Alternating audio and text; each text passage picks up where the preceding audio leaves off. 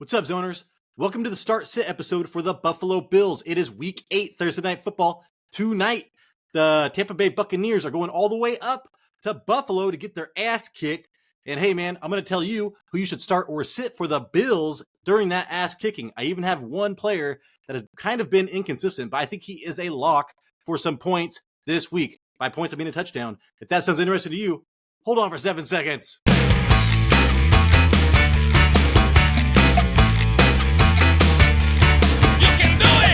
What's up, Zoners? This is Tyler, Big Turd Ward, and Banjo, the dog, coming at you live from my garage. And this is the Fantasy Red Zone, today's episode. So like I said in the intro, this is our play or pause episode for the Buffalo Bills. If you want to see the start sit for the Buccaneers, go watch Jason's video from yesterday. I have all my notes typed out. I will share that with you right now. All right, let's set the scene. The over and under is at 42.5 with the Buffalo Bills favored by 8.5 points, dude.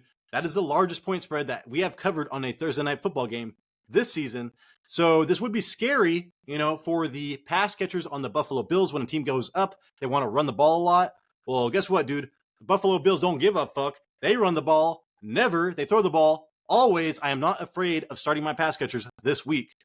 It's supposed to be 65 degrees with a 3% chance of pre-sip. No worries there. First off, Josh Allen, QB number 2 right now. I think Jalen Hurts is number 1. I have Jalen Hurts. I'm pretty sure that is accurate. Hopefully he is not injured. I am pressing play on Josh Allen. Of course, dude. What the fuck else are you going to do, man? You got to start your studs. I mean, hell, I got to start Devontae Adams every week. You got to start Josh Allen every week. Tampa Bay giving up the 19th most points to quarterbacks at 15.7. That is an average matchup. 265 yards, 2 touchdowns, 1 interception last week versus New England. They held him in check the first half. I was like, holy shit, man. Hopefully there's not a game plan to stop Josh Allen now. But hey, man, he busted out in the second half. He also had a rushing touchdown. And hey, I think he had 7 rushes, which he's averaged 7 rushes a game, dude, since he got into the league. He has 4 rushing touchdowns on the season. He is third behind Jalen Hurts, who is leading the league. And then Lamar Jackson, he's had rushing touchdowns in 4 of his last 5 games, dude. It has almost been automatic. Ritter just had a rushing touchdown last week versus the Bucs. So, hey, man, I am looking for Josh Allen to continue this trend of rushing touchdowns. So Josh Allen was actually not facing much of a pass rush this last week versus New England. He had his longest time to throw in the season at 3.26 seconds. And the Buccaneers are a good defense. They could look at what New England did last week, dropping people back and take some of that strategy, maybe fluster Josh Allen a little bit, dude, but he is still a top 3 quarterback play this week. Next up, James Cook, my last year's fantasy MVP. I took a big turd, laid a big turd on that. He is running back 15 right now. I am pressing play on James Cook. Tampa Bay is allowing the 25th most points to running backs this year at 15.4. That is a difficult matchup. He had 13 rushes for 56 yards, but this is where it came in 3 receptions for 46 yards and a touchdown versus the Patriots last week. So even when the Bills struggled to run the ball, he can still pass catch with the best of them. He is averaging 4.8 yards per carry, dude. That is the same as Christian McCaffrey, but he is not getting the usage like that whatsoever, whereas Christian McCaffrey is like 128 attempts, second in the league. We have James Cook, only 88 attempts. That is 16th in the league, man. If they could just commit to the run, he would have a lot of 100-yard games. He only has 1 rushing touchdown and 1 receiving touchdown this year. I do believe that he will have much more than that going forward. I think that he will get a touchdown progression. Algier and Patterson combined for only 115 yards on 31 attempts last week versus the Buccaneers. Like I said, they have a good defense, but they also had 3 receptions for over 50 yards, and that is James Cook territory, baby. James Cook, expect him to be a good play as a running back 2 for you this week. Next up, Latavius Murray. He was on my waiver wire show preseason and first couple of weeks. I am pressing pause on Latavius Murray. I thought that he was the goal line back preseason. First couple of games, I was like, hey, man, I think he had 2 touchdowns pretty early. I thought maybe that is a position that you want on this team because they're going to be scoring a lot of touchdowns. Save Josh Allen's body, maybe just bang Latavius Murray in there over and over. That has not been the case.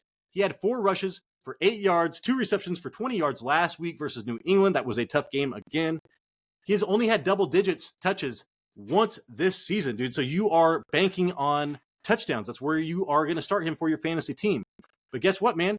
He only has 12 red zone attempts with 2 touchdowns. James Cook has 12 red zone attempts as well. So, but only with one touchdown, but he is not the goal line back.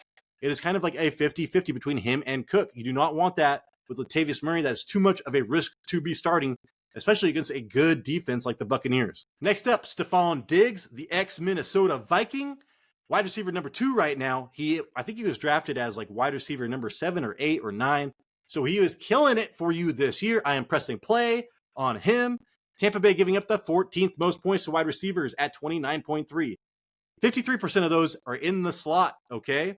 Diggs runs 33% of his routes in the slot, where Tampa Bay is allowing the 10th most. Well, they're in the top 10 fantasy points allowed this season. So, dude, Stephon Diggs is like 33% on the left side, 33% in the slot, and 33% on the right side. So that's why he is so good.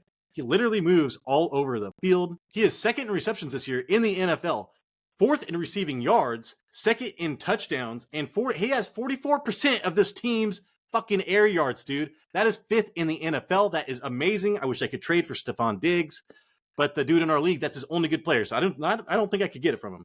He had 6 receptions on 12 targets for only 58 yards, but you see that 12 targets there, dude, and he got a touchdown. He gets those red zone targets all day long. They are not just long touchdowns. This was versus New England last week. He still had 14 fantasy points that game, dude. That is his second lowest total of the season. That is a fucking amazing floor, dude. 100 or more yards in 5 of his 7 games this season. So he's not just getting the targets, he's getting the yards, dude. This is like Justin Jefferson type numbers. Stephon Diggs finished with a reception on 8 different routes while accounting for a season high 65% of the Bills' air yards, dude. 65%. He was targeted on 53% of his routes. That was the highest target rate in a game this season, okay? So last game, he just had his most air yards, his highest target rate. Holy shit, dude. Drake London just had 6 receptions on 7 targets from this dude on the Buccaneers defense last week, but you really can't compare those teams. Super consistent. Dude, Stephon Diggs, top 3 wide receiver play every single week moving forward. Next up, here we go, man. We go to high risk, high reward. Gabe Davis, wide receiver 25. He has been a little inconsistent, especially in yards and targets, but I am pressing play on Gabe Davis this week. He had 1 reception on 5 targets last week, dude. 6 yards versus the Pats. That's terrible. That is his floor. I had him last year. That fucker's floor, dude, is the floor. 0 points. He had a streak of 4 games with a touchdown earlier on in the season, and now he's coming off 2 games with 0 touchdowns, and when he does not catch a touchdown, it is not good to start him on your fantasy team, so he is touchdown dependent. He runs 43% of his routes on the left side, okay? Tampa Bay is giving up the second most points in the NFL on the left side. So do I see Gabe Davis doing well this game? I can't guarantee it, but fucking hey, dude, the odds are in his favor. I would expect him to get more targets than usual and a touchdown this week. He has only 3 games of 5 or more targets. So that's what I'm saying, dude. It is scary. But I think that this game is going to be a 5 or more target game. And hey, man, Jonnu Smith, who I can kind of compare from last week's game versus the Bucs, to Gabe Davis, had 3 receptions on 3 targets for 27 yards. I think that is Gabe Davis's floor this week. But I am betting on a touchdown. I think that he is actually going to be a good wide receiver to play this week. Next up, the breakout last week. The first round rookie, they acted like they fucking won the lottery when they drafted him and then didn't even use him. Tight end 22 on the season. I am pressing pause on Dalton Kincaid this week, and this is only because it is a really strong matchup for Gabe Davis. If this was more like 2 high-scoring offenses, I'd believe more in the third option for Buffalo this week. But I see them getting up big on the Buccaneers and then maybe just, I don't know, doing some weird shit. Dalton Kincaid can definitely go off, but I'm playing the odds here, pressing pause on him. Tampa Bay is allowing the 21st most points to tight ends at 7.6. That's not a great matchup. He did have 8 receptions on 8 targets for 75 yards last week versus New England. Like I said, Gabe Davis wasn't getting shit last week, and Dawson Knox went down. He is actually out right now getting wrist surgery. I love Dalton Kincaid moving forward. I picked him up in my 10-man league, and I do plan on starting him. I actually am starting him this week because who else am I going to start, dude? I'm so fucked in that 10-man league. But Kyle Pitts last week, 3 receptions, 4 targets, 47 yards. The tight ends surprisingly did not get that involved versus Tampa Bay.